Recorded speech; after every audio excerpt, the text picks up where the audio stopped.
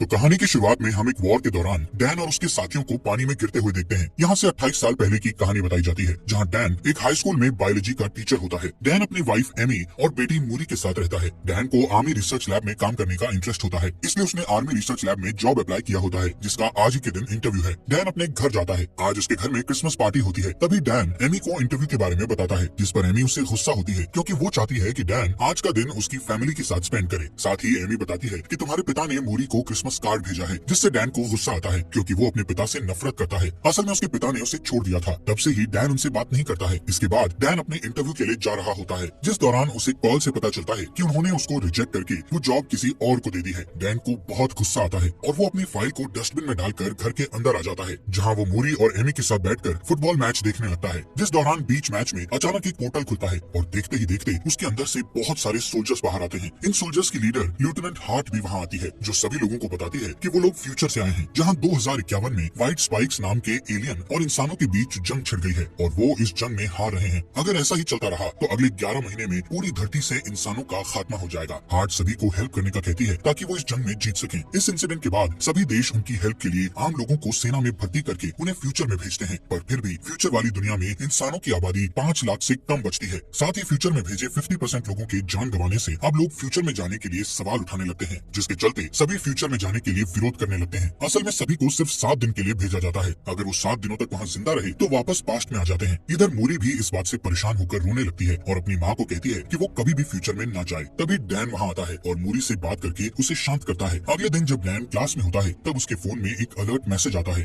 असल में डैन को जल्द से जल्द आर्मी रिसर्च सेंटर में आने का कहा जाता है। डैन जल्दी से वहाँ जाता है, क्योंकि उसे लग रहा था कि उसे अब जॉब मिल जाएगी, लेकिन यहाँ आने पर सोल्जर उसके हाथ को एक मशीन में डालते हैं। तब डैन को पता चलता है कि वो लोग उसे फ्यूचर में लड़ने के लिए भेजने वाले हैं। वो डैन को ये भी बताते हैं कि उसकी 7 साल में डेथ हो जाएगी। डैन उनसे कुछ पूछ पाता, तभी उसके हाथ में एक डिवाइस लगा दिया जाता है, ताकि वो लोग डैन को ट्रैक कर सकें, और उसे बताया जाता है कि अगर उसने इस डिवाइस के साथ छेड़छाड़ की तो उसे जेल भी हो सकती है। अब डैन को 24 घंटे के अंदर अपने पर्सनल काम निपटाने को कहा जाता है, क्योंकि उसके बाद उसे जंग के लिए ट्रेन किया जाएगा। ये सब डैन की मर्जी के बिना हुआ था, पर अब वो कुछ नहीं कर सकता था। तभी हम एमी को देखते हैं, जो कि एक थेरेपिस्ट है और फ्यूचर से वापस आए लोगों की काउंसलिंग करती है। इसके बाद वहाँ डैन आता है और एमी को बताता है कि उसे 2051 में भेज रहे हैं। एमी जानती थी कि वहाँ से वापस आना मुश्किल है, इसलिए वो डैन को वहाँ जाने से मना करती है, जिस पर डैन बताता है कि उन्होंने मेरे हाथ पर ट्रैकर लगा दिया है, इसलिए अब चाहकर भी वो कुछ नहीं कर सकता। जिस पर एमी डैन को उसके पिता की हेल्प लेने को कहती है, क्योंकि सिर्फ उसके पिता ही उस डिवाइस को बाहर निकाल सकते हैं। इसके बाद वो अपने पिता के पास जाता है, जहाँ उसके पिता डिवाइस को निकालने के लिए तैयार हो जाते हैं, पर पुरानी बातों को याद करते हुए दोनों के बीच बहस होने लगती है। इसलिए डैन गुस्से में उस डिवाइस को निकलवाए बिना ही वहाँ से चला जाता है और एमी को बताता है कि उसे जंग लड़ने जाना ही पड़ेगा। ये जानकर एमी बहुत रोती है, पर डैन उससे प्रॉमिस करता है कि वो 7 दिन में वापस आ जाएगा। जिसके बाद वो मूरी को अलविदा कहता है और वहाँ से रिसर्च सेंटर चला जाता है। यहाँ डैन के साथ कई लोग फ्यूचर में जाने वाले थे। यहाँ सभी को आर्मी ड्रेस दी जाती है और सबको अलग अलग टीम में बांट दिया जाता है, जिसमें डैन की टीम का नाम आर फोर्स होता है, जो कि एक रिसर्च टीम है। यहाँ एक लड़की सवाल करती है कि वो टाइम मशीन से पीछे जाकर वॉर शुरू होने से पहले ही दुश्मनों को क्यों नहीं मार सकते, जिस पर वहाँ बैठा एक ऑफिसर उसे बताता है कि उनकी टाइम मशीन सिर्फ 30 साल का टाइम ट्रेवल कर सकती है, जिसमें वो सिर्फ 2051 में जाकर वहाँ से वापस 2022 में आ सकते हैं। इसके अलावा उन्हें ये भी बताया जाता है कि उनके जो दुश्मन है वो कोई इंसान नहीं है, बल्कि एलियंस हैं। रात होने पर डैन अपने दोस्त चार्ली से बात करता है, जिस दौरान इमरजेंसी अलार्म बजने लगता है। तभी लेफ्टिनेंट हार्ट सबको अभी के अभी फ्यूचर में जाने को कहती है। अब क्योंकि सबको ट्रेनिंग खत्म करने के बाद वहाँ ले जाना चाहिए था, पर लेफ्टिनेंट हार्ट का कहना था कि एलियंस ने उनकी रिसर्च लैब पर अटैक किया है। अगर वो लैब तबाह हो गई तो वो वॉर में हार जाएंगे। इसके बाद सभी को एक जगह पर बुलाया जाता है और फिर एक एक करके उन्हें फ्यूचर में भेजने लगते हैं, जिस दौरान सिस्टम में कुछ खराबी आ जाती है, जिसके कारण वो सभी जमीन पर पहुंचने की जगह आसमान में ही रह जाते हैं और फिर एक एक करके सभी नीचे गिरने लगते हैं। ये वही सीन था जो हमें कहानी की शुरुआत में दिखाया था। यहाँ डैन और कुछ लोग एक स्विमिंग पूल में गिरते हैं, जबकि बाकी के लोग जमीन पर गिरकर मर जाते हैं। यहाँ के हालात देखकर वो सभी दंग रह जाते हैं, क्योंकि हर तरफ सिर्फ एलियंस थे। इसके बाद हम फ्यूचर की दुनिया की कर्नल को देखते हैं, जो बचे हुए लोगों से कांटेक्ट करती है। वो डैन को टीम लीडर बनाते हुए कहती है कि उसे रिसर्च लैब में फंसे लोगों को बचाना होगा। डैन अपनी टीम के साथ लैब की ओर निकल जाता है। सभी लैब पहुंच जाते हैं और देखते हैं कि एलियंस ने सभी लोगों को मार दिया है। जब कर्नल को इस बारे में पता चलता है तो वो बहुत दुखी होती है और डैन को लैब में रखी हार्ड ड्राइव लाने को कहती है। इन लोगों के पास ज्यादा टाइम नहीं होता है, क्योंकि एलियंस लैब में आने वाले थे। जिसके बाद कर्नल डैन को लैब में रखी सभी बायोलॉजिकल मटेरियल भी साथ लाने को कहती है, जिस दौरान वहाँ एलियंस भी आने लगते हैं। इसलिए यहाँ की आर्मी लैब पर बॉम्ब गिराकर उसे पूरी तरह तबाह करने के लिए निकल जाती है। कर्नल बताती है कि डैन और उसके साथियों के पास सिर्फ 3 मिनट है, जिसके बाद लैब को ब्लास्ट कर दिया जाएगा। पर जब वो लोग लैब के बाहर जा रहे होते हैं तभी एलियंस उन पर अटैक कर देते हैं। ये एलियंस बहुत ही ताकतवर होते हैं और उन पर गोलियों का कोई असर नहीं होता है। एलियंस के अटैक अटैक में डैन के कुछ साथी मारे जाते हैं। अब जैसे ही बचे हुए लोग लैब से बाहर आते हैं तब वहाँ बहुत सारे एलियंस आने लगते हैं और उन लोगों का पीछा करने लगते हैं। इसी बीच वहाँ आर्मी आ जाती है पर एलियंस उन्हें जान से मार डालते हैं। कोई रास्ता ना दिखने पर डैन और बाकी के लोग एलियंस पर शूट करने लगते हैं। थोड़ी ही देर बाद वहाँ बॉम्ब गिराया जाता है जिससे बहुत ही बड़ा ब्लास्ट हो जाता है जिससे सभी एलियंस मारे जाते हैं। साथ ही इस ब्लास्ट के कारण डैन के कई साथी भी मारे जाते हैं और कई घायल हो जाते हैं। अब जैसे ही डैन की आंख खुलती है तो वो एक कैंप में होता है। यहाँ पता चलता है कि ब्लास्ट में डैन के अलावा उसका दोस्त चार्ली ही बचा था। जब वो दोनों कैंप के बाहर आते हैं तो उन्हें अपनी टीम का एक आदमी और दिखता है जिसका नाम डोरियन है। डोरियन फ्यूचर में तीसरी बार आया था इसलिए डैन उससे पूछता है कि क्या तुम मरने से नहीं डरते हो, जिस पर डोरियन बताता है कि उसे कैंसर है और वो सिर्फ 6 महीने ही जीने वाला है, इसलिए उसे अपने तरीके से बची हुई लाइफ जीनी है और घर पर रहने से अच्छा वो लड़कर मरना चाहता है। इसी दौरान वहाँ 2 सोल्जर आते हैं जो डैन को अपने साथ आने को कहते हैं जबकि डोरियन और चार्ली को वापस लैब वाली जगह पर जाने को कहा जाता है। डैन डोरियन से चार्ली का ध्यान रखने को कहता है क्योंकि चार्ली बहुत डरा हुआ था और वहाँ वापस जाना नहीं चाहता था। दूसरी ओर डैन जब कर्नल से मिलता है तो उसे पता चलता है कि वो उसकी बेटी मूरी है। असल में मूरी फ्यूचर में बड़ी हो चुकी थी। डैन उसे कर्नल की पोस्ट पर देखकर बहुत ही खुश होता है और खुशी से रोने लगता है। अब जैसे ही डैन उसे हक करने वाला होता है तब मूरी उसे रोक देती है। साथ ही उससे कहती है कि मैंने तुम्हें यहाँ पर इमोशनल होने के लिए नहीं बुलाया है बल्कि एक खास वजह से बुलाया है। जब डैन उस वजह को पूछता है तो मूरी उसे वक्त आने पर सब कुछ बताने का कहती है। इसके बाद मूरी डैन को अंदर ले जाती है और फीमेल व्हाइट स्पाइक्स के बारे में बताती है। मूरी का कहना था कि फीमेल एलियन बहुत ताकतवर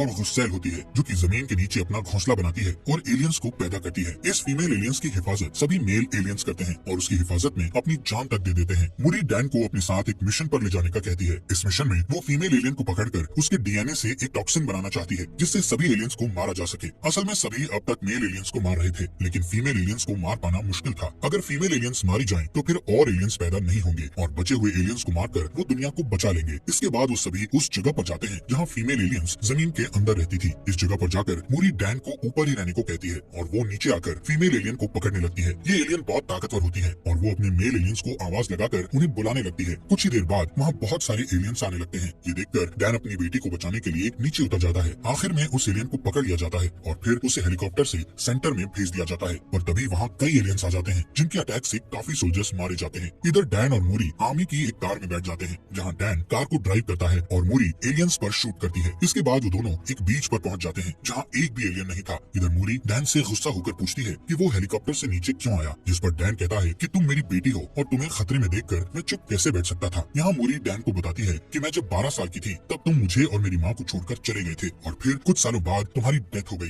यही कारण था कि मूरी अभी तक डैन को देखकर खुश नहीं थी। मूरी को रोता देख डैन बहुत दुखी होता है। उसे समझ नहीं आ रहा था कि आखिर उसने पास्ट में अपनी फैमिली को क्यों छोड़ा। थोड़ी ही देर बाद वहाँ हेलीकॉप्टर आता है और समुद्र के बीच बने आर्मी सेंटर में ले जाता है। इस जगह को इतना खास बनाया गया था कि कोई भी एलियन वहाँ ना आ सके। इस जगह पर ही उस फीमेल एलियन को रखा गया था। मूरी उसका ब्लड सैंपल लेकर उसका डीएनए निकालती है। डीएनए चेक करने पर उसे पता चलता है कि उसे अभी कई सैंपल लेकर हजारों टेस्ट करने होंगे तब जाकर एक टॉक्सिन बनेगा। इस टॉक्सिन के बनने के बाद वो सभी एलियंस को आसानी से मार सकेंगे। मूरी सभी डीएनए सैंपल्स पर काम करती है पर उसे अभी तक परफेक्ट डीएनए सैंपल नहीं मिला था। ये सैंपल सिर्फ 60% और 50% तक सीमित होते थे। मूरी पूरी रात जागकर सैंपल टेस्ट करती है पर अभी तक उसे कोई अच्छा रिजल्ट नहीं मिलता है। इसके बाद वहाँ डैन आता है और मूरी को रेस्ट करने का कहता है। आज के दिन डैन को यहाँ 7 दिन हो चुके थे इसलिए अब उसे वापस 2022 में जाना था। डैन मूरी से पूछता है कि आखिर उसने उसे यहाँ क्यों बुलाया था, जिस पर मूरी कहती है कि अगर ये टॉक्सिन बन गया तो इसे अपनी दुनिया में वापस लेकर जाना तुम्हारा काम है क्योंकि यहाँ और टॉक्सिन बनाने में काफी वक्त लग जाएगा, पर जब तुम इसे लेकर अपनी दुनिया में जाओगे तो इसे बनाने के लिए काफी वक्त होगा। जब ये टॉक्सिन बन जाएगा तो वो अपनी दुनिया में वॉर को शुरू होने से रोक सकते हैं। इसी दौरान उन्हें डीएनए सैंपल टॉक्सिन 100% होते हुए दिखता है। तभी वो फीमेल एलियन जाग जाती है और जोर जोर से चिल्लाने लगती है जिसकी आवाज सुनकर सभी मेल एलियंस वहाँ आने लगते हैं। इनकी तादाद इतनी थी कि सबको मारना मुश्किल था। एलियन बुरी तरह सोल्जर्स को मारने लगते हैं। वहीं डैन और मूरी एक साथ होते हैं जिस दौरान मेल एलियंस उस फीमेल एलियन को आजाद कर देते हैं। अब डैन को जल्द से जल्द उस जगह पर पहुंचना है जहां से वो वापस 2022 में जाएगा, लेकिन इस जगह पर काफी एलियंस आ चुके थे।